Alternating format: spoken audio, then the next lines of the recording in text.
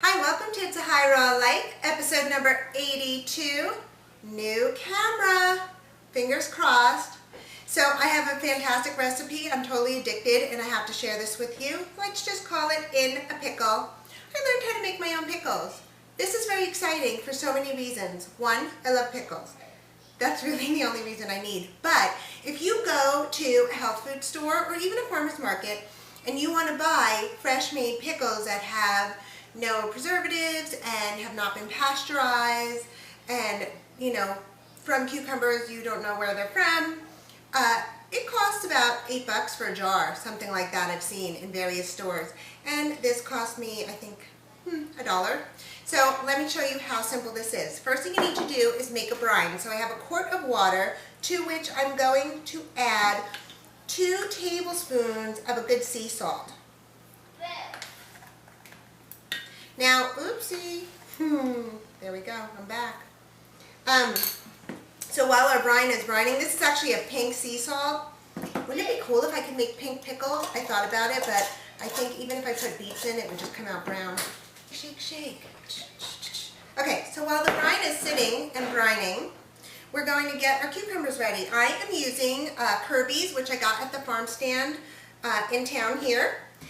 Now, the jar of pickles that I already made, I had cut into spears, and this time I decided to cut into half. You can do anything you want. Depending on the size of your jar, you can even leave them whole if you want, which I'm not going to do today, because then I'll just eat too many, and anywho, I'm doing half sizes today. So all I'm doing is cutting them in half. So I happen to know that these were grown by a local farmer and that they were organic. These 2 over here I had bought at the produce market. I don't really know where they came from, but I had bought a couple extra just in case I didn't have enough because I was there today. But I think I'll have enough to fill the jar. Matter of fact, I'll wait to cut them until I fill it. Okay, what else is going in the jar besides cucumbers? Well, it's really up to you and what you want. Here's a suggestion that I learned. If you want to make dill pickles, you should get dill that's gone to seed and use the woody parts of it, the stems and the tops of it, because then it doesn't break down as much in the brine. I didn't have access to that. So I'm just going to make what I made last time because I've been eating them like crazy.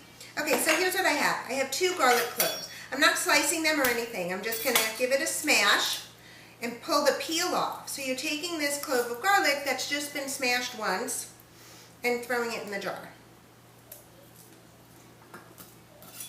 Smash it twice. I mean, frankly, it's totally up to you, whatever you want to do. Okay? And then I've seen in the store you could buy jars of pickling spices. You could try that if you want. Here's what I made. I took a few whole black peppercorns, you know those guys, about a quarter of a teaspoon of mustard seed, and 4 whole cloves. So essentially that, with the salt water, is my brine. Okay? You don't really have to do that, but I'm pressed for time, so I'm shaking it up. Okay, after you get that in there, then you start shoving in your cucumbers. Now, you know what else you could do is make pickled chips. Okay, so the fun part is the science that goes with this. I'm not going to explain that to you, but we're talking about fermentation here. And you get to witness the whole process, and it's really cool. You want to pack these guys in so super tight because they do shrink. Now, the way I'm doing this, you will have yummy pickles to eat in a week. Okay, I think that jar was 5 days.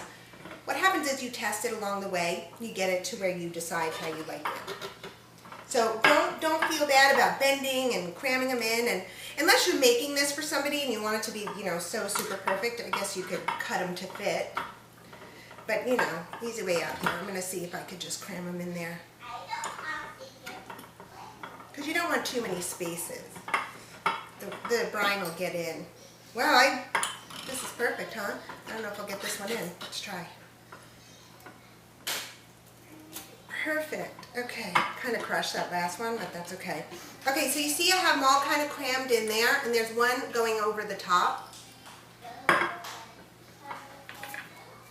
Now I'm just going to take my brine and pour it over. Now, there's, 50,000 recipes you can get, I guess, to make pickles, but this is just an easy one. I went to a fermentation workshop, and she said the amount she likes to use is 2 tablespoons of sea salt to a quart of water. That's why I use that amount. You know what? You could change that up a little bit. And since this didn't dissolve all the way, since I was rushing, I'm just going to give this a last little bit of a stir.